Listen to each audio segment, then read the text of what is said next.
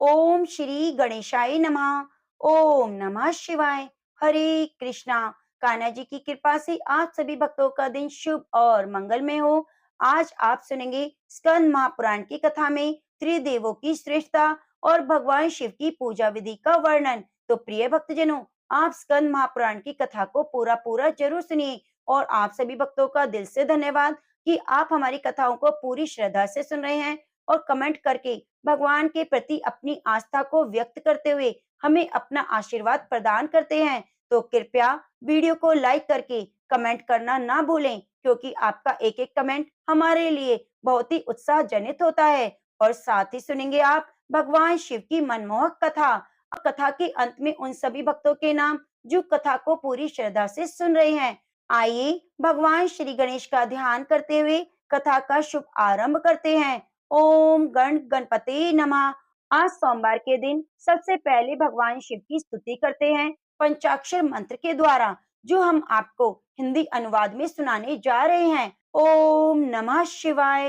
वे जिनके पास सांपों का राजा उनकी माला के रूप में है और जिनकी 3 आंखें हैं, जिनके शरीर पर पवित्र राख मली हुई है और जो महान प्रभु हैं, वे जो शाश्वत हैं, जो पूर्ण पवित्र हैं और चारों दिशाओं को अपने वस्त्रों के रूप में धारण करते हैं, उन शिव को नमस्कार है, जिन्हें शब्दांश न द्वारा दर्शाया गया है। वे जिनकी पूजा मंदाकिनी नदी के जल से होती है और चंदन का लेप लगाया जाता है। वे जो नदी और भूत पिशाचों के स्वामी हैं, महान भगवान। वे जो मंदार और अन्य फूलों के साथ पूजे जाते हैं, उन शिव को प्रणाम, जिन्हें शब्दांश मां द्वारा दर्शाया गया है। वे जो शुभ हैं और जो नए उगते सूरज की तरह हैं, जिनसे गौरी का चेहरा खिल उठता है। वे जो दक्ष के यज्ञ के संहारक हैं, वे जिनका नीलकंठ है और जिनके प्रतीक के रूप में बैल है, उन शिव को नमस्कार, जिन्हें शब्दांश शी द्वारा दर्शाया गया है।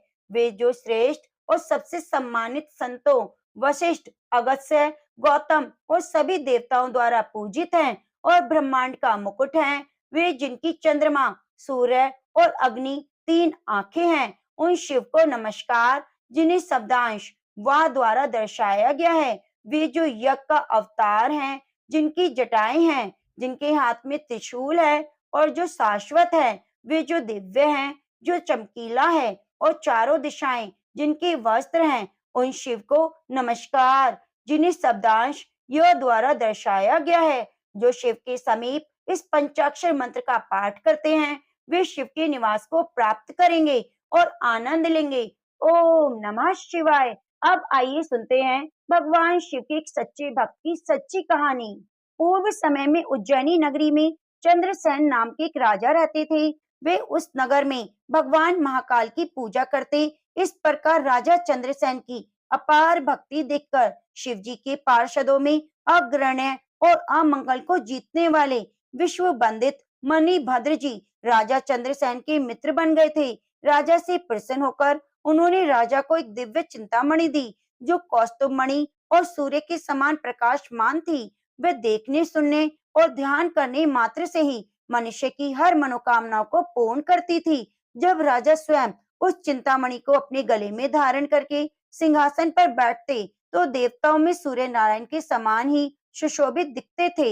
इस बात की चर्चा आसपास के अन्य राज्यों में भी फैल गई। यह सुनकर अन्य राज्य के राजा भी उस मणि को पाने के लिए ललायत हो उठे।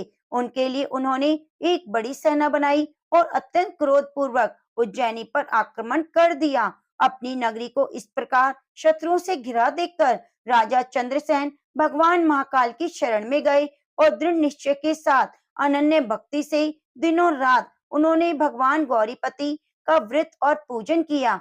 उन्हीं दिनों उस नगर में एक गाय चराने वाली ग्वालन रहती थी। उसका एक पुत्र था।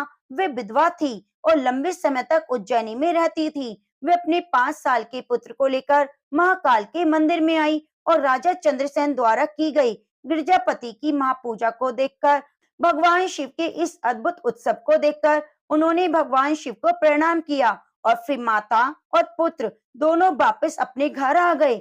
इस संपूर्ण पूजा विधि को उस ग्वालन के बालक ने भी ध्यान पूर्वक देखा। इसलिए घर आने के बाद कौतूहलवश उसने शिव जी की पूजा आरंभ की, जो कि संसार की माया से मुक्ति दिलाने वाली थी।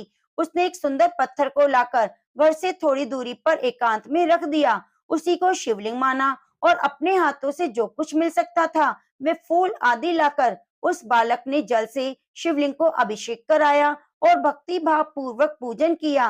कृत्रिम रूप से, मानसिक रूप से, आभूषण, चंदन, धूप, दीप, अक्षत आदि उपायों द्वारा, उसने जप द्वारा मन ही मन दिव्य वस्तुओं की कल्पना करते हुए भगवान को नैवेद्य भी अर्पित किया।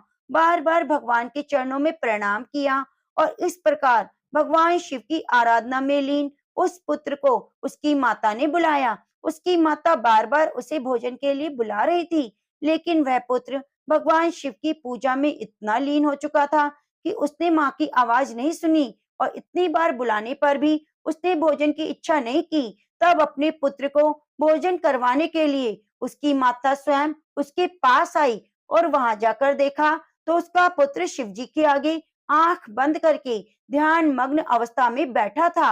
अब ग्वालन को चिंता होने लगी, उसका पुत्र उसकी आवाज क्यों नहीं सुना रहा, इसलिए वह हाथ पकड़कर खींचने लगी, लेकिन जब वह नहीं उठा तो क्रोधित होकर उसे मारने पीटने लगी। उसके बाद भी पुत्र नहीं आया। फिर उसने उस शिवलिंग को उठाकर दूर फेंक दिया और साथ ही शिवलिंग पर की हुई अर्पित सभी पूजन सामग्री को नष्ट कर दिया। यह देखकर बालक जोर जोर से रोने लगा। इस प्रकार शिव जी की पूजा को नष्ट करके क्रोधित ग्वालन अपने पुत्र को धमकाकर फिर से घर में वापस लेकर आ गई। अब उसकी माता द्वारा भगवान शिव की पूजा को खंडित किया गया था। यह देखकर बालक दुखी होकर रोने लगा, चिल्लाने लगा, हे देव, हे देव, महादेव। इस प्रकार जोर जोर से बोलते हुए वह अचानक मूर्छित होकर गिर पड़ा। उसकी आंखों से अश्रु की धारा बह रही थी। 2 घड़ी बाद उसको चेतना वापस आई। उसने आंखें खोलकर देखा तो उसका निवास स्थान परम सुंदर शिवालय बन चुका था। मणि रत्न के स्तंभ सुशोभित हो रहे थे। उसके द्वार, चारों ओर की दीवारें स्वर्णमयी थी। वहां की भूमि कीमती नीलमणि और हीरों की वेदियों से सुशोभित हो चुकी थी। यह सब देखकर वे अत्यंत आश्चर्य से उठ खड़ा हुआ, हर्ष के आनंद के सागर में डूब गया और समझ गया कि ये सब भगवान शिव की कृपा का फल है। उन्हीं के प्रभाव से ये दिव्य विभूति प्रकट हुई है। उसके बाद बालक ने अपनी माता के अपराध की शांति के लिए पृथ्वी पर मस्तक झुकाकर साष्टांग प्रणाम किया और कहा, देव, उमापति, मेरी माता की अपराध को क्षमा कर दीजिएगा। वह मूर्ख है, आपके प्रभाव को नहीं जान सकती। कृपया महादेव, आप प्रसन्न होइए। यदि आपकी भक्ति का लेश मात्र भी पुण्य मुझ में उत्पन्न हुआ है तो मेरी माता भी आपकी कृपा प्राप्त करे। इस प्रकार भगवान शिव को बार बार प्रसन्न करके सिर झुकाकर वह बालक सूर्य अस्त के समय शिवालय से बाहर आया। फिर उसने अपना स्थान देखा और इंद्र नगरी के समान वैभव से संपन्न था। वह सब कुछ स्वर्णमयी था। सफेद पलंग पर निर्भय अपनी माता को सोते हुए देखकर तो उसे याद कर रही थी। उसने अपनी माता को जगाया। अपने पुत्र की आवाज सुनकर ग्वालिन एकदम उठ खड़ी हुई। जैसे ही वह जागी, उसने अपने आप को, अपने पुत्र को और संपूर्ण घर को अपूर्व स्वरूप में देखा। यह देखकर वह अत्यंत प्रसन्न हुई और अपने पुत्र के मुख से गिरजापति भगवान शिव की कृपा सुनकर ग्वालन निरंतर भगवान शिव की आराधना करती हुई उन्हें प्रणाम करने लगी, अपनी कृतज्ञता व्यक्त करने लगी। इस बात की सूचना धीरे धीरे आसपास के लोगों और राजा तक पहुंच गई। यह सुनकर राजा को अत्यंत आश्चर्य हुआ। वे अपनी दैनिक पूजा पूर्ण करने के बाद देर रात्रि में वहां पर आए तो वहां का दृश्य देखकर वे आश्चर्यचकित रह गए। उन्होंने देखा कि सुवर्ण में शिवालय, रत्न जड़ित शिवलिंग, सुंदर मणि रत्नों से प्रकाशित उन ग्वालिन का महल चारों दिशाओं से प्रकाशित हो रहा है। यह देखकर राजा चंद्रसेन, पुरोहित और मंत्री सभी आश्चर्यचकित रह गए, परम आनंद में डूब गए। उनकी आंखों से प्रेम अश्रु बहने लगे। उन्होंने उस ग्वालिन के पुत्र को हृदय से लगा लिया। कुछ ही समय में भगवान शिव के इस महान अद्भुत चमत्कार की चर्चा चारों ओर फैलने लगी। नगर के सभी लोग इस बात पर चर्चा करने लगे और दर्शन करने के लिए आने लगे। यहाँ तक कि जो राजा से युद्ध करने आए थे वे भी नगर के चारों ओर से घेर कर खड़े थे। उन्होंने भी प्रातःकाल स्वर्ग के दूतों के मुख से यह सब आश्चर्यमय समाचार सुना तो सुनकर उनके मन में भी शत्रु भाव दूर हो गया। उन्होंने महाराज चंद्रसेन के आदेश पर अपने हथियार फेंक दिए, आश्चर्यचकित होकर नगर में प्रवेश किया उस सुंदर नगर में प्रवेश करके भगवान महाकाल को प्रणाम करके सभी राजा उस ग्वालिन के भवन में आए। वहां चंद्रसेन के आगे जाकर उनका स्वागत किया। वे सभी बहुमूल्य आसनों पर विराजमान होकर प्रेम पूर्वक अपना आश्चर्य व्यक्त करने लगे। उस गोप बालक की कृपा के लिए स्वतः प्रकट हुए शिवालय और शिवलिंग को देखकर सभी राजाओं ने अपनी उत्कृष्ट बुद्धि भगवान शिव को अर्पित की, बार बार प्रणाम किया और भक्ति भाव पूर्वक अपने मन को उन्हें समर्पित किया। उसी समय सभी देवताओं द्वारा पूजित परम भक्त हनुमान जी भी प्रकट हुए। उनके आते ही सभी राजा तुरंत खड़े हो गए, उन्हें आदर पूर्वक प्रणाम किया। तब हनुमान जी ने कहा, हे राजन, भगवान शिव की पूजा के सिवा शरीर की कोई अन्य गति है ही नहीं। ये अत्यंत सौभाग्य की बात है। गोप बालक ने सोमवार के दिन बिना किसी सामग्री के मानसिक रूप से पूजा करके जप करके शिव का पूजन किया और उन्हें प्राप्त कर लिया। इस प्रकार यह बहुत ही गौरव को बढ़ाने वाला बालक होगा। यह सर्वोच्च संत होगा। इसी बालक के वंश में 8वीं पीढ़ी में माँ यशस्वी नंद का जन्म होगा, जिनके साक्षात भगवान नारायण पुत्र रूप में प्रकट होंगे और श्री कृष्ण के नाम से जाने जाएंगे। आज से यह गोप बालक नंदन इस संसार में श्री कर के नाम से विख्यात होंगे। इस प्रकार गोप बालक को शिव उपासना का उपदेश देकर अंजनी नंदन हनुमान जी अंतर ध्यान हो गए। फिर सभी राजाओं ने प्रसन्नता पूर्वक महाराजा चंद्रसेन की आज्ञा ली और अपने नगर को चले गए। हनुमान जी की शिक्षा पाकर महातेजस्वी श्रीकर भी धर्मपरायण ब्राह्मणों के साथ भगवान शिव की आराधना करने लगा। समय आने पर राजा चंद्रसेन और भक्त श्रीकर गोप दोनों ने भक्ति पूर्वक शिव की आराधना करके परम धाम को प्राप्त कर लिया। इस प्रकार भगवान शिव के इस रहस्यमयी सुयश और पुण्य समृद्धि को बढ़ाने वाले भगवान शिव के सुंदर कथन का जो श्रवण करता है, इस सुंदर कथा को बार बार अपने हृदय में धारण करता है, उसके हृदय में भगवान शिव के चरणों की प्रति भक्ति भाव की वृद्धि होती है और सभी पापों का नाश हो जाता है। तो प्रेम से बोलिए उमापति महादेव की जय। अब आइए सुनते हैं स्कंद महापुराण में आगे की कथा। करदम जी ने पूछा, ब्राह्मण कोई भगवान शिव की, कोई विष्णु की और कोई ब्रह्मा जी की शरण लेने से सर्वोत्कृष्ट मोक्ष की प्राप्ति बतलाते हैं, किंतु आप किससे मुक्ति मानते हैं? महाकाल ने कहा, नरश्रेष्ठ, इन तीनों देवताओं की महिमा अपार है। इस विषय में बड़े बड़े योगेश्वरों का भी मन मोहित हो जाता है। फिर मेरी बात तो है ही क्या। कहते हैं प्राचीन काल में कभी नैमिषारण्य निवासी मुनियों को भी यह संदेह हुआ कि इन तीनों देवताओं में सर्वश्रेष्ठ कौन है। तब वे ब्रह्मलोक में गए। उसी समय भगवान ब्रह्मा ने इस श्लोक का पाठ किया। उन भगवान अनंत को नमस्कार है, जिनका कहीं अंत नहीं मिलता और जो सबके महान ईश्वर हैं। उन भगवान शंकर को भी नमस्कार है। ये दोनों देवता सदा मुझ पर प्रसन्न रहें। इस श्लोक के अनुसार भगवान विष्णु और शंकर की श्रेष्ठता का निश्चय करके वे सब मुनि क्षीर सागर को गए। योगेश्वर भगवान विष्णु ने इस श्लोक का पाठ किया। संपूर्ण भूतों में व्यापक पर ब्रह्म स्वरूप भगवान ब्रह्मा और सदाशिव को प्रणाम करता हूँ। वे दोनों मेरे लिए मंगलकारी हैं। यह श्लोक सुनकर उन ब्रह्म ऋषियों को बड़ा विस्मय हुआ।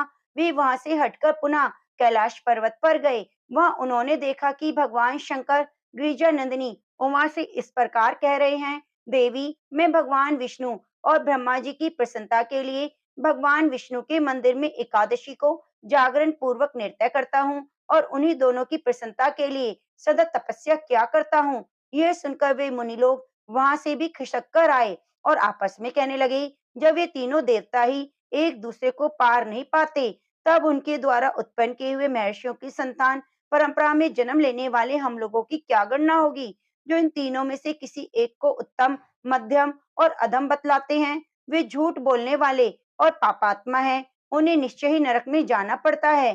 राजेंद्र, नैमिषारण्य वासी तपस्वी मुनियों ने ऐसा ही निश्चय किया। ये सत्य ही है और मेरा भी यही स्पष्ट मत है। सहस्त्रों जप करने वाले सहस्त्रों वैष्णव, सहस्त्रों शैव, ब्रह्मा, विष्णु और शिव का अनुगमन करके अपने को संसार बंधन से मुक्त कर चुके हैं। इसलिए जिसका हार्दिक अनुराग जिस देवता के प्रति स्पष्ट रूप से प्रकट हो, उसी का भजन करे। इससे ये पाप रहित हो सकता है। यही मेरा सर्वोत्तम मत है। करदम ने पूछा, विप्रवर, वे कौन से पाप हैं जिनके द्वारा मोहित चित्त वाले मनुष्य का मन न तो देवता में लगता है और न ही धर्म में? महाकाल ने कहा, राजन, अपनी चित्त वृत्तियों के भेद से अधर्म के भेद जानने चाहिए। अधर्म 3 प्रकार के हैं, स्थूल, सूक्ष्म, अत्यंत सूक्ष्म। यही अपने करोड़ों भेदों के द्वारा अनेक प्रकार के हो जाते हैं। इनमें से जो स्थूल पाप समुदाय नरक की प्राप्ति कराने वाले हैं, उनका संक्षेप से वर्णन किया जाता है। उन पापों का अनुष्ठान मन, वाणी और कर्मों द्वारा होता है। उनमें से मानसिक पाप के 4 भेद हैं। पर स्त्री चिंतन, दूसरों के धन हड़प लेने का संकल्प, अपने मन से किसी का भी अनिष्ट चिंतन और न करने योग्य कार्यों के लिए मन में आग्रह रखना। इसी प्रकार वाचिक पाप कर्म के भी 4 भेद हैं। असंगत वचन बोलना, झूठ बोलना, अप्रिय भाषण करना, दूसरों की निंदा और चुगली करना। शारीरिक पाप कर्म के भी 4 प्रकार हैं। अभक्ष्य, भक्षण, हिंसा, मिथ्या भोगों का सेवन, पराये धन का अपहरण। इस प्रकार मन और वाणी शरीर से होने वाले ये 12 प्रकार के पाप कर्म बताए गए हैं। इनके भेदों का पुनः वर्णन करूंगा, जिनका फल अनंत है। जो संसार समुद्र से तारने वाले महादेव जी से द्वेष रखते हैं, वे महान पातकों से युक्त होने के कारण नरक अग्नियों में जलते हैं। निरंतर फल देने वाले 6 महापातक बताए जाते हैं, जो मंदिर आदि में भगवान शंकर को देखकर ना तो नमस्कार करते हैं, न उनकी स्तुति करते हैं, अपितु भगवान के सामने निशंक हो मनमानी चेष्टा करते हुए खड़े होते हैं, क्रीड़ा विलास आदि करते हैं। भगवान शिव और गुरुजन के समीप पूजा नमस्कार आदि आवश्यक शिष्टाचारों का पालन नहीं करते, शिव शास्त्रों में बताए हुए सदाचार को नहीं मानते, शिव भक्तों से द्वेष रखते हैं। ये 6 प्रकार के मनुष्य महापातकी समझे जाते हैं। जो पाप आत्मा अपने गुरु का, कष्ट में पड़े हुए व्यक्ति का, असमर्थ पुरुष का, विदेश में गए हुए व्यक्ति का, शत्रुओं द्वारा अपमानित मनुष्य का परित्याग करता है, उनकी स्त्री, पुत्र और मित्रों की अवहेलना करता है, उनका यह कृत्य गुरु निंदा के समान महापातक समझना चाहिए। ब्रह्म हत्यारा, मदिरा पीने वाला, चोरी करने वाला, गुरु पत्नीगामी, ये 4 महापातकी हैं। जो इनके पास संसर्ग रखता है, वह 5वां महापातकी है। जो लोग क्रोध से, द्वेष से, भय से और लोभ से ब्राह्मण पर उनके मर्म को अत्यंत पीड़ा पहुंचाने वाले महान दोष का आरोप करते हैं, वे ब्रह्म हत्यारे कहे गए हैं। जो याचना करने वाले अकिंचन ब्राह्मण को बुलाकर पीछे नहीं है ऐसा कहते हुए देना अस्वीकार कर देते हैं, वे भी ब्रह्म हत्या करने वाले माने गए हैं। जो सभा में उदासीन भाव से बैठे हुए श्रेष्ठ ब्राह्मण को अपने विद्या अभिमान से निस्तेज करने की चेष्टा करता है, वे ब्रह्मघाती बताया गया है। जो गुरुजनों के साथ बलपूर्वक विरोध करके अपने झूठे गुणों का वखान करते हुए अपने आप को उत्कृष्ट सिद्ध करना चाहता है, उसे भी ब्रह्म हत्यारा कहा गया है। भूख प्यास से जिनके शरीर को संताप हो रहा है, अतएव जो भोजन करने के इच्छुक हैं, ऐसे ब्राह्मणों के भोजन में जो विघ्न डालता है, उसे ब्रह्मघाती कहते हैं। जो सबकी चुगली करता है, सब लोगों के छिद्र ढूंढने में लगा रहता है, सबके मन में उद्वेग पैदा करता है, क्रूरता भरी हुई है, ऐसा मनुष्य ब्रह्म हत्यारा माना गया है। जो प्यास से पीड़ित हो, जल पीने के लिए जलाशय पर जाती हुई गौ के मार्ग में विघ्न उपस्थित करता है, उसे गोघाती कहते हैं। ब्राह्मणों ने न्याय पूर्वक जिस धन का उपार्जन किया है, उसे छल बल से हर लेना ब्रह्म हत्या के समान माना गया है। माता पिता का त्याग करना, झूठी गवाही देना, अपने मित्र का वध करना, अभक्ष्य भक्षण करना, किसी स्वार्थवश वन जंतुओं का वध करना, क्रोध में आकर गांव, वन, गौशालों में आग लगाना इत्यादि बड़े भयानक पाप मदिरा पान के समान माने गए हैं। दरिद्र मनुष्यों का सर्वस्व हर लेना, मनुष्य, स्त्री, हाथी, घोड़ों को चुरा लेना, गो, भूमि, स्वर्ण, औषधियों से रस, चंदन, अगूर, कपूर, कस्तूरी, रेशमी वस्तुओं का अपहरण करना और हाथ में दी हुई धरोहर को हड़प लेना आदि पाप सुवर्ण की चोरी के समान माने गए हैं।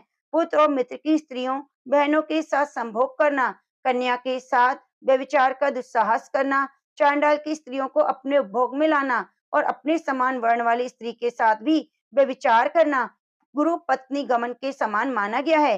अहंकार, अधिक क्रोध, पाखंड, कृतघ्नता, अत्यधिक विषय आसक्ति, कृपणता, शठता, ईर्ष्या और बिना किसी अपराध के ही पुत्र, मित्र, पत्नी, स्वामी, सेवकों का परित्याग करना, साधु, बंधु, तपस्वी, गाय, क्षत्रिय, वैश्य, स्त्री और शूद्रों को मारना पीटना, भगवान शिव के आवास स्थान पर लगे हुए वृक्षों और पुष्प वाटिका आदि को नष्ट करना, जो यज्ञ के अधिकारी नहीं है उनका यज्ञ करना, जिनसे याचना करना उचित नहीं उनसे याचना करना, यज्ञ, बगीचा, पोखरा, पत्नी और संतान को बेचना, तीर्थ यात्रा, उपवास, व्रत और मंदिर निर्माण आदि के पुण्यों का विक्रय करना, स्त्री के धन से जीविका चलाना, स्त्रियों के अत्यंत वशीभूत रहना, स्त्रियों की रक्षा न करना, ऋण ना चुकाना, झूठ बोलकर जीविका चलाना, साध्वी कन्या की बातों में दोष निकालना, विष मारण यंत्रों का प्रयोग करना, किसी का मूलोच्छेद कर डालना, उच्चाटन अभिचार कर्म करना, राग द्वेष के कार्य करना,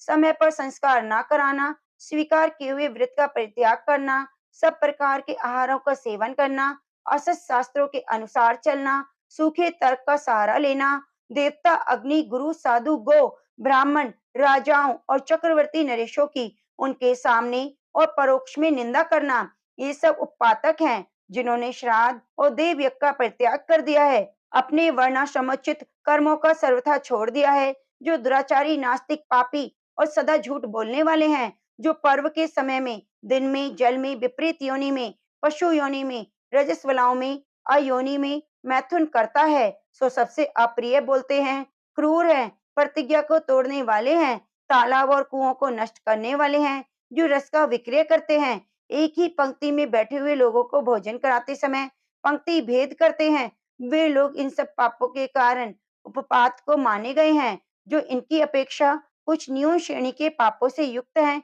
वे पापी कहलाते हैं। अब उनका वर्णन सुनो, जो गो ब्राह्मण कन्या स्वामी मित्र तपस्वी जनों के कार्यों में अंतर डालते हैं, वे पापी माने गए हैं, जो दूसरों की संपत्ति से जलते हैं, नीच जाति की स्त्री का सेवन करते हैं, गौशाला अग्नि जल सड़क और वृक्षों की छाया और बगीचों और मंदिरों में जो लोग मल मूत्र का त्याग करते हैं, वे पापी हैं, मतवाले होकर किलकिलारियां भरते हैं, वंश वेशक वंचनापूर्ण कार्य और वंचकों से आचरण करते हैं, झूठ और कपट के व्यवहार में लगे रहते हैं, कपटपूर्ण शासन करते हैं और कूटनीति का आश्रय लेकर युद्ध करते हैं, वे सब पापी हैं, जो अपने सेवकों के प्रति अत्यंत निष्ठुर और पशुओं का दमन करने वाले हैं, जो झूठी बातें बोलता है और स्त्री पुत्र मित्र बाल वृद्ध दुर्बल रोगी भृत्य वर्ग अतिथि वर्ग और भाई बंधुओं को भूखे छोड़कर अकेला ही भोजन करता है, स्वयं तो मिठाई खाता है और ब्राह्मणों को दूसरी वस्तुएं देता है,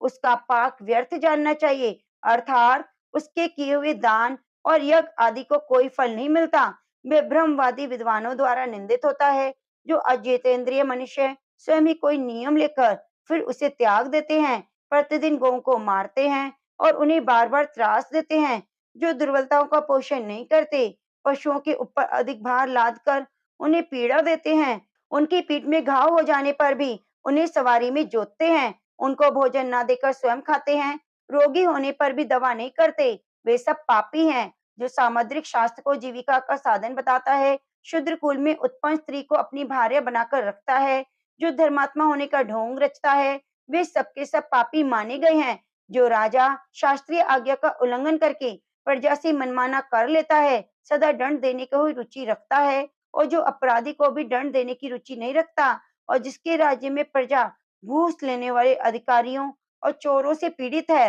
वे नरक की आग में पकाया जाता है, जो चोरी से दूर रहने वाले को चोर समझता है और वास्तविक चोरों को चोर नहीं मानता, वे आलस्य दोष से दूषित और दुर्व्यसनों में आसक्त राजा नरक में जाता है। पुराण वेता विद्वान इस प्रकार के और भी पाप बताते हैं, दूसरों की कोई भी वस्तु संसार के बराबर भी छोटी क्यों ना हो, अपहरण करने पर मनुष्य पापी और नरक में गिरने का अधिकारी होता है, तनिक भी संदेह नहीं। इस प्रकार पाप बन जाने पर मनुष्य प्राण त्याग के बाद नरक का कष्ट भोगने लगता है, पूर्व शरीर की ही भांति एक यातना देह प्राप्त करता है, अतः नरक में डालने वाले इन तीनों ही प्रकार के पाप कर्मों को त्याग देना चाहिए और श्रद्धा पूर्वक भगवान सदाशिव की शरण लेनी चाहिए। संसर्गवश कुतूहलवश और लोभ से भी भगवान शंकर के प्रति किए हुए नमस्कार स्तुति पूजा और नाम संकीर्तन कभी विफल नहीं होते। करदम बोले, ब्राह्मण आप भगवान शंकर की पूजा का विधान संक्षेप में बताने की कृपा कीजिए, जिसका पालन करने से मनुष्य शिव के पूजन का पूरा फल प्राप्त कर सके। महाकाल ने कहा, राजन सदा प्रातः काल मध्यान्ह काल सायकाल में भगवान शंकर का भजन करें, उनके दर्शन और स्पर्श से मनुष्य निश्चय ही कृतार्थ हो जाता है। पहले स्नान करें, यदि रोग आदि संकट से ग्रस्त हो तो केवल भस्म स्नान करें, कंठ तक जल से स्नान करें, यदि संभव न हो तो केवल मंत्र स्नान करें। स्नान के बाद ऊनी वस्त्र पहने या श्वेत वस्त्र धारण करें या किसी रंग में रंगा हुआ नवीन वस्त्र पहने। मैला सिला हुआ वस्त्र ना धारण करें। धौत वस्त्र के अतिरिक्त उत्तरीय वस्त्र भी धारण करें, अन्यथा उसके बिना पूजन सफल नहीं होता। जो पुरुष ललाट में, हृदय में और दोनों कंधों पर भस्म का त्रिपुंड धारण करके प्रसन्नता पूर्वक महादेव की पूजा करता है, वह अल्पकाल में भगवान शिव का दर्शन पाता है। उपासक अपने सब दोषों को मन से निकालकर भगवान शिव के मंदिर में प्रवेश करें। प्रवेश करके पहले महादेव को प्रणाम करें, उसके बाद मंदिर की गर्भगृह में प्रवेश करें। फिर हाथ पैर धोकर मन ही मन भगवान का चिंतन करते हुए श्री विग्रह पर चढ़े हुए निर्माल्य को हटावें। जो भगवान शिव के मंदिर में भक्ति पूर्वक झाड़ू देने का कार्य करता है, भगवान शंकर भी उसके अंतःकरण का शोधन कर देते हैं। उसके बाद स्वच्छ जल से गड़ुओं को भर लें। सभी गड़ुए बराबर और सुंदर होने चाहिए, उनमें कोई छेद ना रहे, फूटे ना हो, सबकी बनावट अच्छी हो, सभी वस्त्र छाने हुए जल से परिपूर्ण हो, उन्हें चंदन और धूप से सुवासित किया गया हो। ओम नमः शिवाय इस पंचाक्षर मंत्र का जप करते हुए उन गड़ुओं को धोया गया हो, भरा गया हो, लाया गया हो। ऐसे 108 गड़ुओं को जुगाड़ कर लें। इतना ना हो तो 28 और 18 गड़ुओं का प्रबंध कर लें। कम से कम 4 होने जरूरी हैं। दूध, दही, घी, शहद और ईख का रस, इन सब सामग्रियों को एकत्रित करके भगवान शिव के वाम भाग में रख दें। उसके बाद बाहर निकलकर पहले द्वारपालों की पूजा करें। उन सबके वाचक मंत्र क्रमशः बताए गए हैं। ओम गण गणपते नमः, ओम शेम क्षेत्रपालाय नमः, ओम गुम गुरुभ्यो नमः। इन 3 मंत्रों से आकाश में पूजन सामग्री समर्पित करें।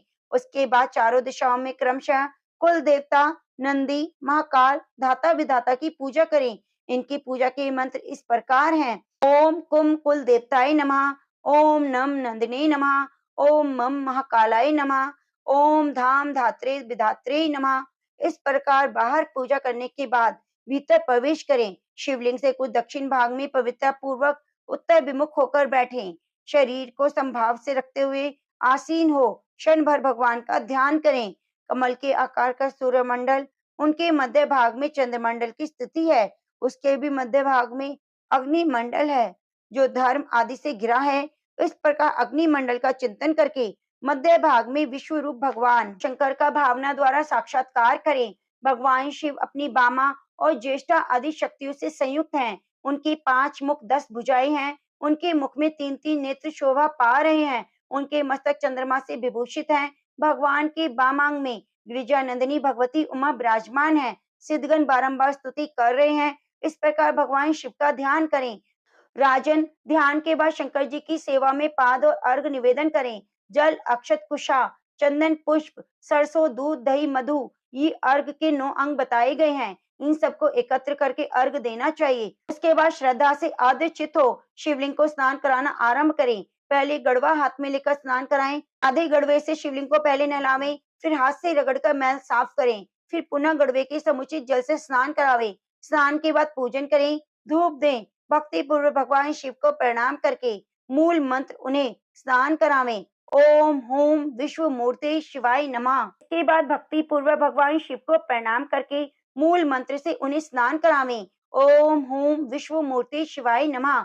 ये द्वदाक्षर मूल मंत्र है। इसी मूल मंत्र से जल और धूप से किए हुए पूजन के अतिरिक्त जल, दूध, दही, मधु, घृत और ईख के रस के द्वारा पृथक पृथक स्नान करावें। ये सब गड़वों के जल से स्नान करावें। उसके बाद गंध द्रव्यों का लेपन करके श्री विग्रह का रूखापन दूर करें। रूखापन दूर करके पुनः नहलावें और चंदन का लेप करें। भांति भांति के पुष्पों से पूजन करें। आधार पीठ के अग्नि कोण वाले पाए में ओम धर्माय नमः इस मंत्र से धर्म की पूजा करें। नैऋत्य कोण वाले पाए में ओम ज्ञानाय नमः इस मंत्र के द्वारा ज्ञान का पूजन करें।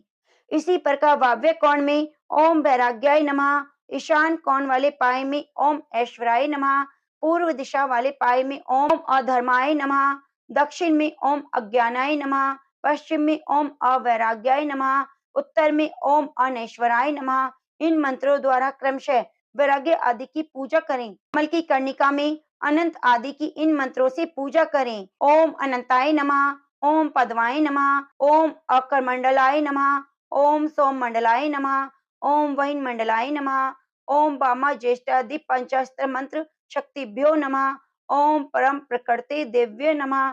इसके बाद ईशान, तत्पुरुष, अघोर, वामदेव, सद्योजात नामक 5 मुख वाले रुद्र, साध्य, वसु, आदित्य, विश्व आदि देव स्वरूप, अंडज, स्वदेश, उद्विज, जरायुज स्वरूप, स्थावर, संगम मूर्ति परमेश्वर, विश्व मूर्ति शिव का पूजन स्वीकार करें। भगवान शिव का नमस्कार पूर्वक पूजन करें। विश्व मूर्ति शिव का नमस्कार पूर्वक पूजन करें। इस प्रकार विधि पूर्वक पूजन करके भगवान शिव को अर्घ्य निवेदन करें। हे महादेव जी, जल, अक्षत, फूल, उत्तम फलों से युक्त ये अर्घ्य ग्रहण कीजिए।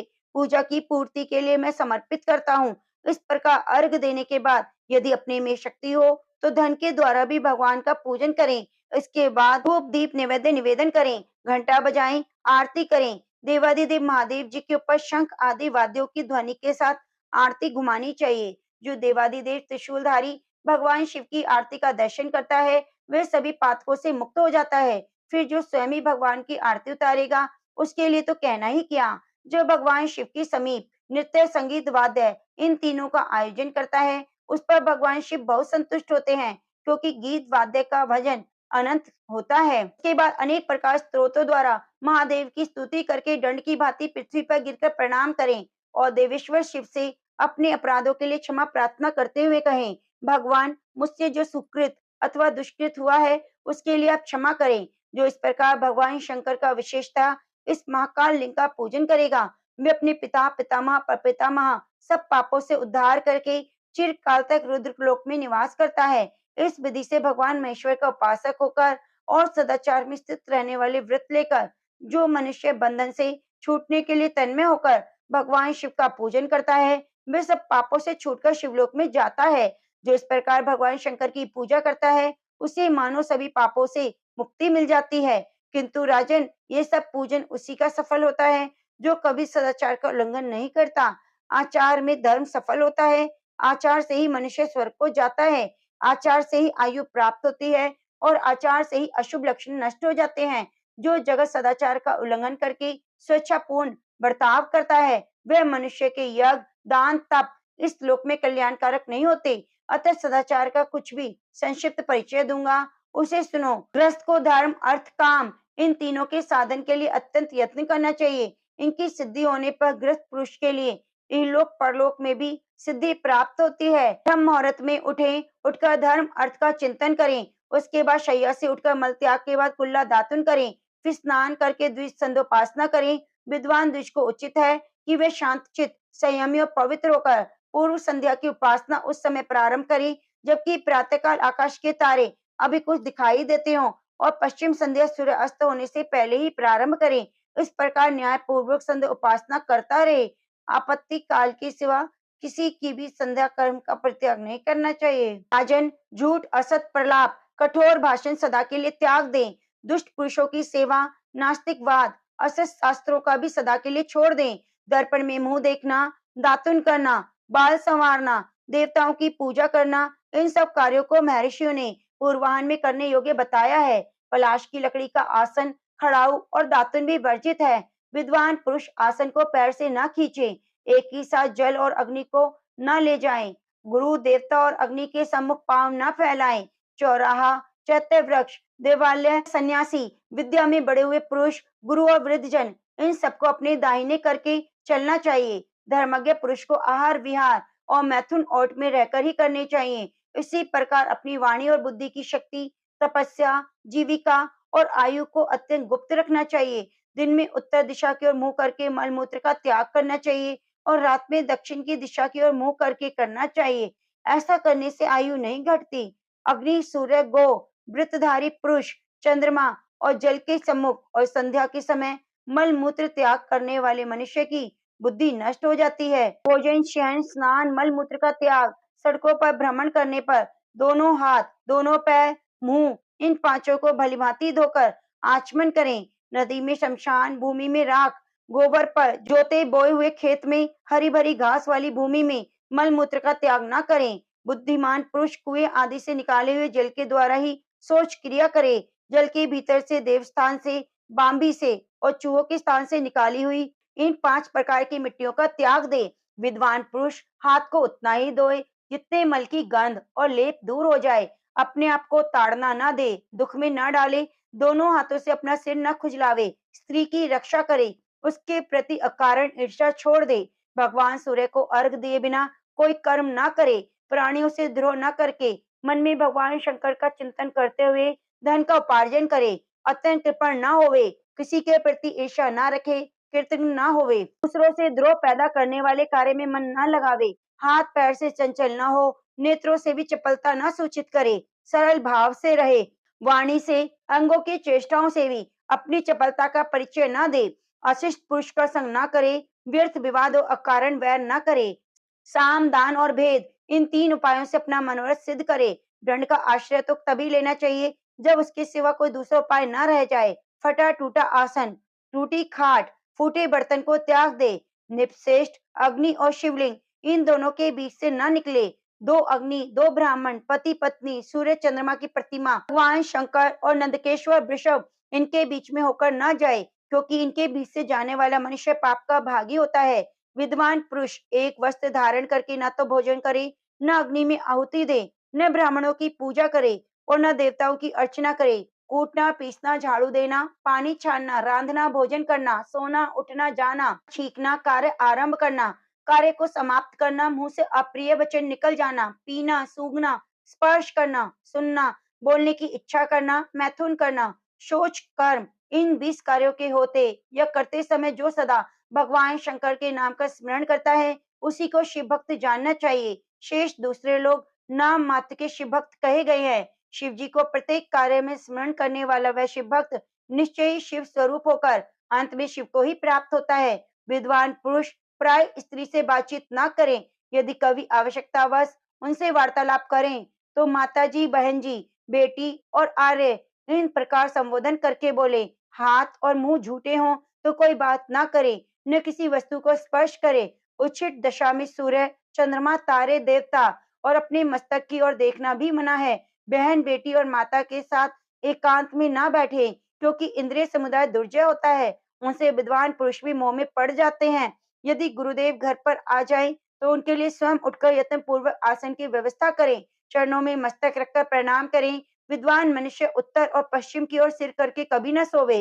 सिराने की ओर दक्षिण दिशा अथवा पूर्व दिशा को रखकर शयन करना चाहिए। रजस्वला स्त्री के दर्शन स्पर्श ना करें, उसके साथ बातचीत भी नहीं करें। जल के भीतर मलमूत्र और मैथुन ना करें। भगवान शिव के भक्त को चाहिए कि वे अपने वैभव के अनुसार देवता, मनुष्य, ऋषि और पितरों का उनका भागी समर्पित करके शेष अन्न का स्वयं भोजन करें। पवित्र और आचमन करके पूर्व या उत्तर की ओर मुंह करके दोनों हाथों को घुटने के भीतर रखकर मौन भाव से भोजन करें। उस समय भोजन में ही मन लगाए, अन्न के दोष की चर्चा ना करें। यदि वह अन्न किसी उच्छिष्ट आदि दोष से दूषित हो गया है, तो दोष के प्रकट करने में कोई हानि नहीं।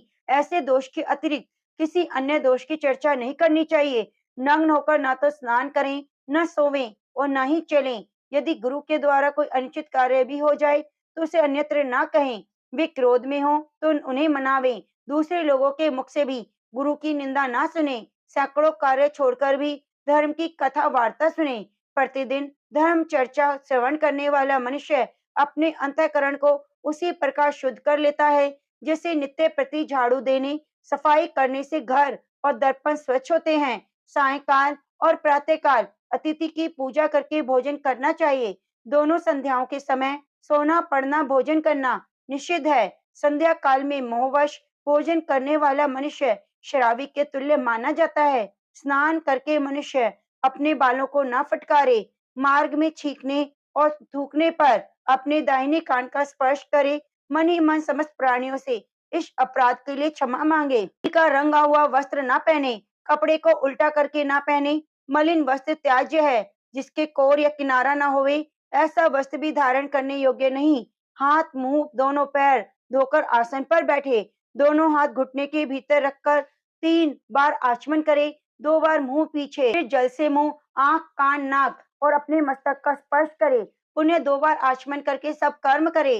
छींक और थूक आने पर, दांत में अन्न आदि लगे रहने पर, पतितों के साथ बातचीत करने पर अवश्य आचमन करना चाहिए। विद्वान पुरुष को सदा तीनों वेदों का स्वाध्याय करना चाहिए। धर्म पूर्वक धन का उपार्जन करके आत्म कल्याण के लिए यत्न पूर्वक भगवान का यजन करना चाहिए। बुद्धिमान पुरुष को उचित है कि वे नीच श्रेणी के मनुष्यों के लिए भी कभी अनादर सूचक तू का शब्द का प्रयोग न करे।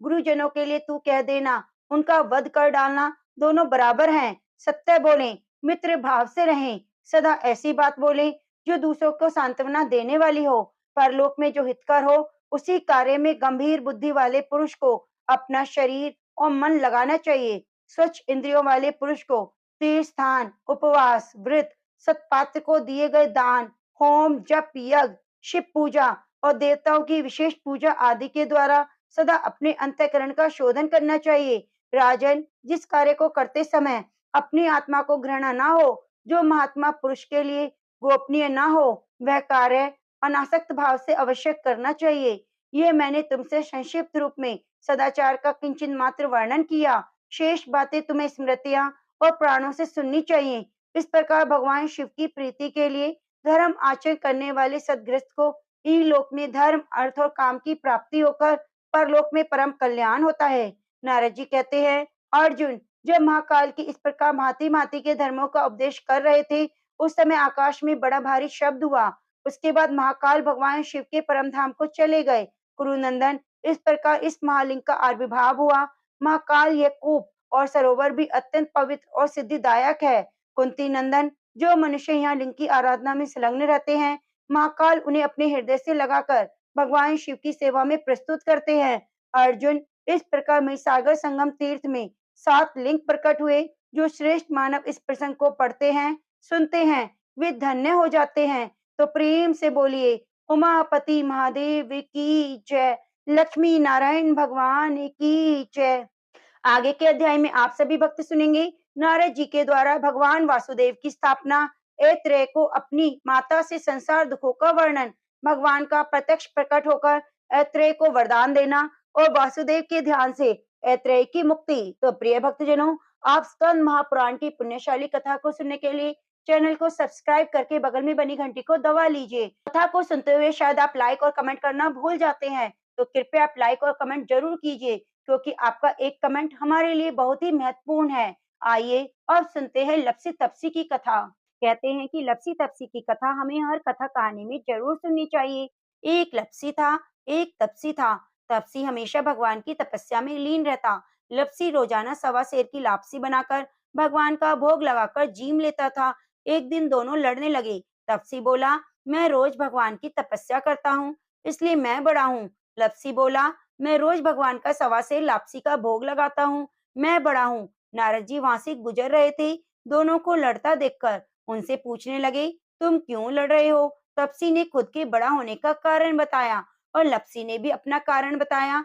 तो नारद जी बोले, तुम्हारा फैसला मैं कर दूंगा। दूसरे दिन लप्सी तपसी नहाकर अपनी रोज की भक्ति करने आए। नारद जी ने छुपकर 1.25 करोड़ की एक-एक अंगूठी दोनों के आगे रख दी। तपसी की नजर जब अंगूठी पर पड़ी तो उसने चुपचाप अंगूठी उठाकर अपने नीचे दबा ली। लप्सी की नजर अंगूठी पर पड़ी, लेकिन उसने ध्यान नहीं दिया। भगवान को भोग लगाकर लापसी खाने बैठ गया। नारद जी सामने आए तो दोनों ने पूछा कि बताओ कौन बड़ा?